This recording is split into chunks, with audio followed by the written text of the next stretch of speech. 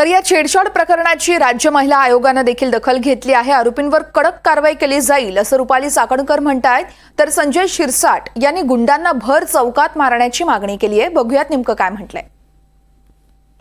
मुलगी कुणाची असो, मोठ्या नेत्याची असो का सर्वसामान्य माणसाची असो, मुलगी ही मुलगी आहे आणि तिची जर कोणी छेड काढत असेल तर त्यांना पनिशमेंट किंवा त्यांच्यावर कारवाई ही तातडीने झाली पाहिजे।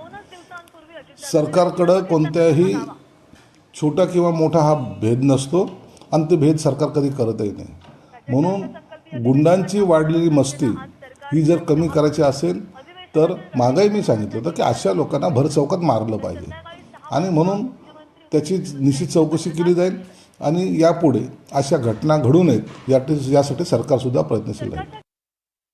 केंद्रीय मंत्री रक्षाताई खडसे यांच्या मुलीच्या बाबत जो प्रकार घडला त्याबाबत मी स्वतः मुक्ताईनगरचे PI मोहिते यांच्याशी संपर्क केला आणि यामध्ये यातला जो टवाळखोर आहे त्याच्यावरती यापूर्वीच गुन्हे दाखल आहेत आणि आत्तासुद्धा गुन्हा नोंद होतोय। गुन्हा दाखल झाल्यानंतर तसं तर पोलिसांचं पथक देखील रवाना झालं आहे। या टवाळखोरला आपण तातडीने आता ताब्यात आत्तापर्यंत घेतलंही असेल माझ्या माहितीप्रमाणे।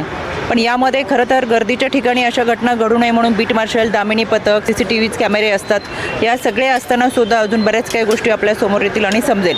यामध्ये जो कोणी आहे त्याच्यावरती कडक कारवाई केली जाईल आणि राज्य महिला आयोग याचा पाठपुरावा करेल।